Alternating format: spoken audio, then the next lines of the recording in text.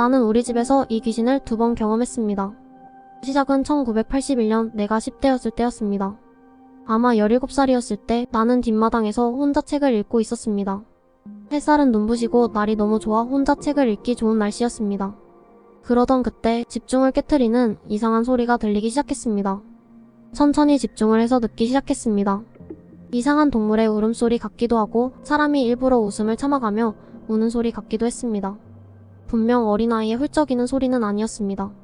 나는 이 정체불명의 소리가 어디서 나는지 확인해야 했습니다. 이상한 소리가 나는 곳을 찾기 위해 소리가 나는 쪽을 향해 이동했습니다. 문제는 소리는 점점 커져만 가지만 여전히 내 주위에는 그 누구도 없었습니다.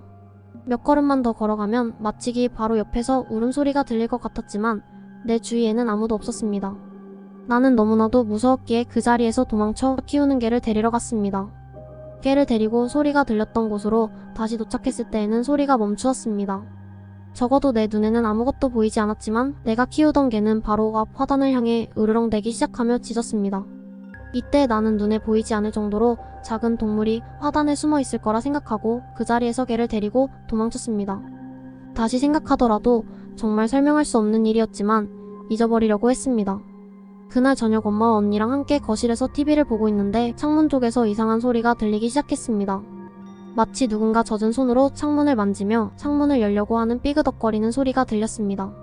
엄마와 언니 그리고 나까지 모두가 놀랐고 결국 아빠를 불러 창문 밖을 내다보게 할 수밖에 없었습니다. 아버지는 창문을 열어 밖을 확인했고 거기에는 아무도 없었습니다. 누군가 우리에게 장난을 치는 듯한 기분이 들었습니다. 두 번째는 1997년에 발생했습니다.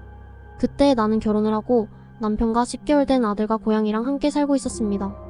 이 집은 내 할머니의 집으로 오래된 집을 수리하여 살기 시작했습니다. 어느 날이었습니다. 아들이 다른 방으로 기어가는 걸 막기 위해 아들과 놀아주고 있던데 아주 예전에 들었던 그 이상한 울음소리가 다시 들리기 시작했습니다. 이때 내가 들기 시작한 가장 첫 번째 생각은 정상적인 울음이 아니었기에 아들에게 무슨 일이 생긴 줄 알아 아들에게 달려갔습니다. 하지만 아들은 울고 있지 않았습니다. 나는 2층으로 향하는 계단에서 소리가 들리는 걸 확인했고 소리가 들리는 게 너무 무서워 그 자리를 피하고 싶었고 계단을 지나서 부엌을 통해 뒷문으로 나가려고 할 때쯤 소리가 멈췄습니다.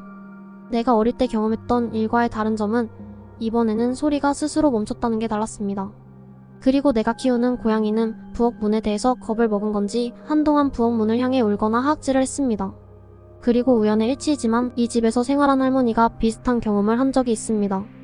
할머니가 결혼하기 전인 1932년 어느 날 저녁 식탁에 앉아 저녁을 먹으려 할 때 우는 소리가 식탁 주변에서 들리기 시작했고 그 울음소리는 식탁을 몇 바퀴 돌았고 울음소리는 마당 바깥의 헛간으로 향했고 헛간에서 소리가 멈추었다라고 했습니다. 우리 가족이 경험한 모든 건 관련되어 있는 무슨 사건이 있을 것 같습니다.